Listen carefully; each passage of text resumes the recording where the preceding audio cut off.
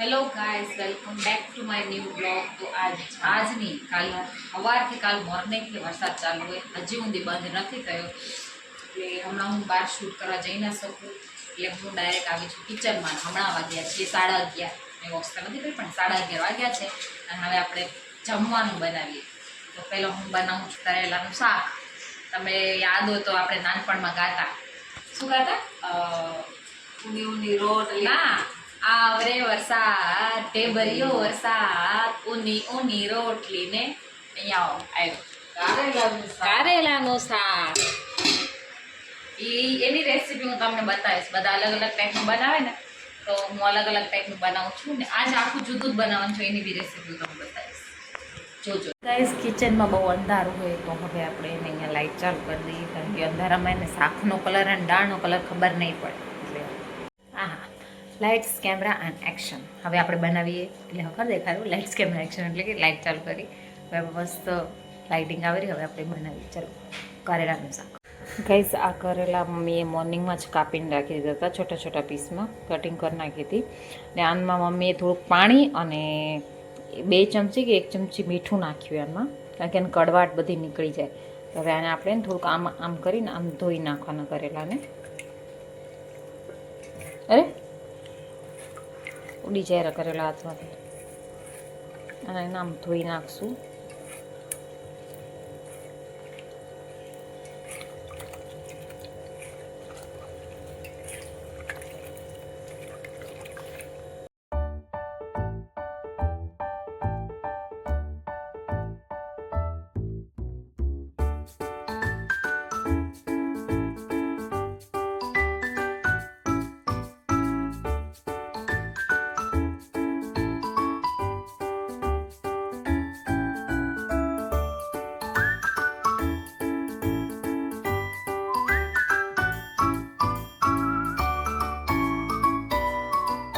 Guys, જો હવે આનું હોય ને, આ ધોવાઈ ગયા પરફેક્ટ. આનું જો આનું પાણી બી કલર બદલી ગયો હોય, જો આખો ગ્રીન ગ્રીન થઈ ગયો હોય. તો મમ્મીને પૂછી લઈએ આપણે કેટલી વાર આને ધોવાના કરવા. મમ્મી, કેટલી વાર ધોવાના? પાપુ, આ ગેસ ધીમો કર ને, દાળ મગ ઉભરાઈ જશે. જો હવે ને આપણે આમ ધોઈ લીધા. મમ્મી ક્યાં છે? બારે. તો હવે આમ મને અવાજ નથી આવતો મમ્મી શું બોલેરા. તો હવે આપણે એને ધોઈ લીધા. શાયદ થઈ ગયા હશે, કડવાટ નીકળી ગઈ હશે હવે એને. તો આનો આપણે વઘાર કરશું. જો હવે મમ્મી મેં આને ધોઈ નાખ્યા. હવે આને શું કરો? પાણી બદલવાનું હોય અને તારી રીતે નાખશું. હવે બીજું પાણી લો. બીજા પાણીમાં ધોવું એકવાર. જો ગાઈસ, મેં આને હવે નવું પાણી લઈ લીધું છે. નવા પાણીમાં બી થોડાક આમ ધોઈ નાખવાના, કારણ કે કડવાટ નીકળી જાય. અને આપણે ખાસું એવું મીઠું નાખ્યું હતું, તો મીઠુંનો બી સ્વાદ નીકળી જાય. ઘણું બધું મીઠું હોય ને એટલે. તો ગાઈસ, હવે બનાવીશું કરેલાનું શાક. હવે નાખી દીધી થોડી કરાઈ, થોડા સા નાખીશું જીરું, નાખી દઈએ થોડી સી હિંગ. આપણે નાખીશું કરેલા. મેં આમાં નીતારી દીધા હતા. આપણે કરેલા નાખી દીધા. આપણે ફ્રાય કરીએ. ફ્લેમ આપણે ફૂલ કરી દઈએ. ફ્રાય કરીએ.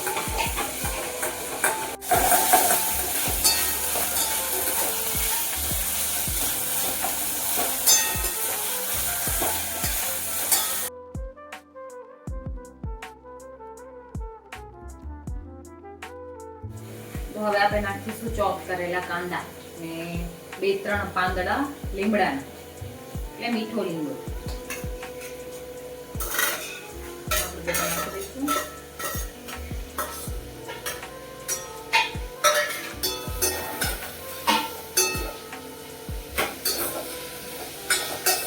હવે આને આપણે થોડી વાર સુધી ફ્રાય કરી લઈએ, ગોલ્ડન ફ્રાય સુધી બને.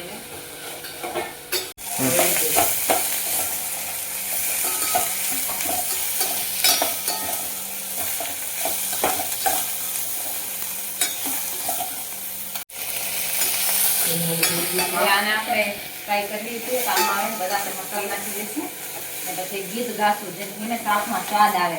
હે મમ્મી ઓય કેમ ગાઓ ચાલો આવરે વરસાદ ઢેવરીઓ વરસાદ ઊની ઊની રોટલી હવે બનશે ને કારેલાનું શાક.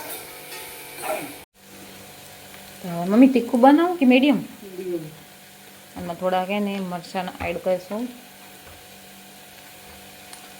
થોડી હળદર એડ કરશું,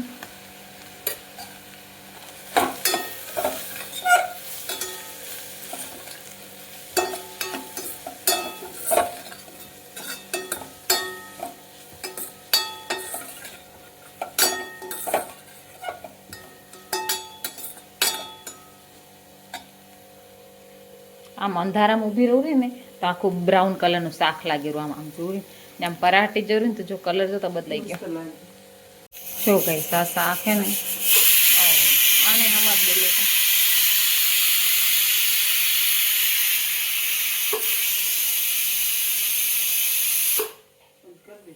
હવે આને ને બંધ કરી દો.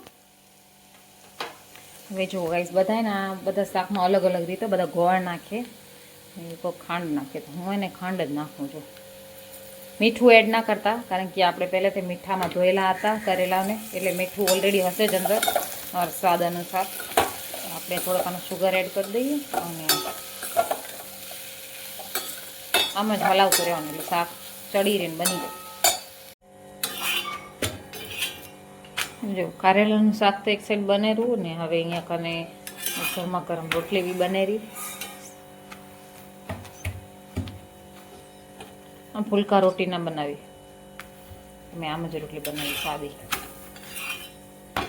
ફુલકા રોટી બનાવીએ ને તો એમાં શું છે કે આપણે ગેસ ઉપર આ તવી હટાડી દઈએ અને આપણે ગેસ ઉપર શીખીએ એટલે ગેસ કાંઈ સારો ના હોય આપણા બોડી માટે. ગાઈસ હમણાં વાગે છે ઇવનિંગના 5 અને પાછો આ વરસાદ ચાલુ થઈ ગયો છે.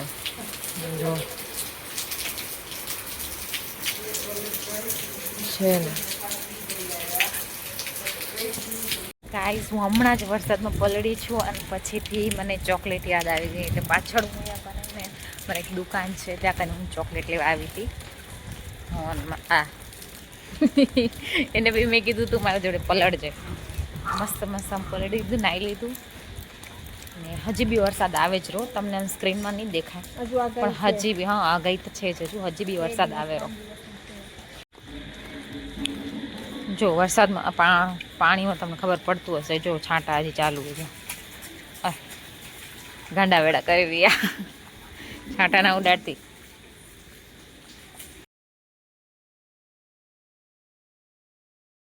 ગાઈઝ એટલું મસ્ત વેધર થઈ ગયું છે ને કે હજુ એને તે વડોદરાથી લઈને અમદાવાદ સુધીમાં બહુ બધી કહેવાય ને આગાહી દીધી છે. એટલે કેટલી દીધી એટલે ખબર નથી પણ દીધી છે. મજા આવે આવા ટાઈમે બહાર નીકળવાની. હું તો જો વરસાદમાં નાહી લીધું હતું, પ્લસ કે માથું બી મસ્ત શેમ્પૂથી ધોઈ લીધું. પછી ભૂખ લાગી તો નાસ્તો બી કર્યો. પણ ચોકલેટની ક્રેવિંગ થાય એટલે જવું જ પડે, એટલે ખાસ કરીને બિસ્કિટ ચોકલેટનો તો હમણાં જ લઈને આવું છું. વેધર જો કેટલું જોરદાર યાર, જો છે ને આ જોવા શું કરે, આવું ના કરાય. હવે નાનપણમાં કેટલું કરતા જો કામ ઊભીઓ વરસાદ બંધ થયો ને એટલે બહાર નીકળી. આ બંધ નથી થયું, ઝીણું ઝીણું ચાલુ હોય. ફૂલ લઈને કંટાળો આવેલો મેં ઘરમાં ગરમ. જો ગાઈઝ હવે આપણે બનાવવાના છીએ કઢી, એ પણ મહારાષ્ટ્રની કઢી. એ મહારાષ્ટ્રમાં આમટી ભાત હોય, વરણ ભાત હોય, બધા ભાત હોય, પણ આપણે એને કઢી બનાવવાના છીએ. તો આપણે મહારાષ્ટ્રની કઢી બનાવશું અહીંયા કને. તો ચાલો આપણે તૈયાર, વધારે કાંઈ લેવાનું નથી. આમાં ઘાટી છાશ લીધી છે, એમાં થોડો 1 ચમચી ચણાનો લોટ નાખ્યો છે, અને આમાં મરચું ઝીણું ઝીણું ચોપ કરી લીધું છે, અને થોડું શું મેં લીમડો લીધો છે, મીઠો લીમડો, ને આપણા ઘરના જ મસાલાનો વઘાર, ને આ થોડુંક એને મેં લસણ કૂટી લીધા છે.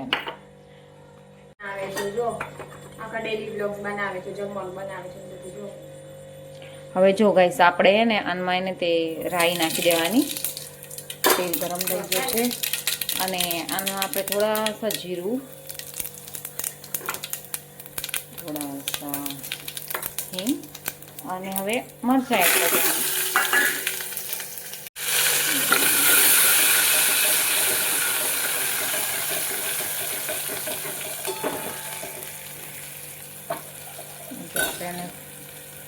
આમ સાંતળી લેવાનો છે. ચાલુ જો હવે નાનમાં આપણે થોડા સા લસણ એડ કરીશું, 2-3 પાણી. અને જો હવે આને એને બતાવું તમને. આમાં આપણે છે ને લોકો એને હળદર ના નાખે આમાં, પણ આપણે ચપટીસી હળદર એડ કરશું. ચપટીસી એટલે સાવ જરા એ એટલી સી. જો આનો કેટલી, જો આમાં મેં જરાસી હળદર એડ કરી તો આમાં ખબર બી નથી પડતી. એટલી જરાસી જ હળદર આપણે એડ કરવાની. ને આમાં આપણે આ બાઉલમાં આપણે બનાવી લીધું છાશ, ઘાટી છાશ, અને ઓ બાપરે ખાંસી આવેલી, ચણાનું એક ખીરું ટાઈપ બનાવ્યું હતું જેથી ઘાટું હતું.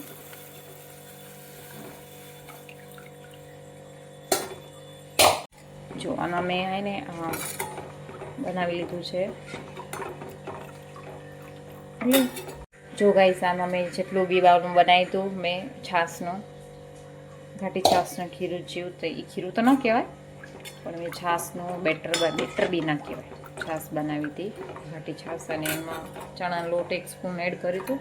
એ સાહિત્ય મેં વઘારમાં હળદર નાખી હતી, અને સેજ એટલે સાવ એટલી જોજો. હા બસ, જો જોયું કેટલી, ખાલી 2 જ છાંટા નાખે એટલી જ હળદર. બસ અને આપણે હલાવીશું.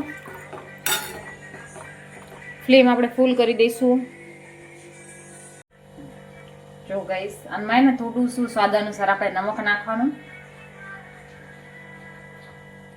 હવે આમાં આપણે નાખવાનો છે ગોળ.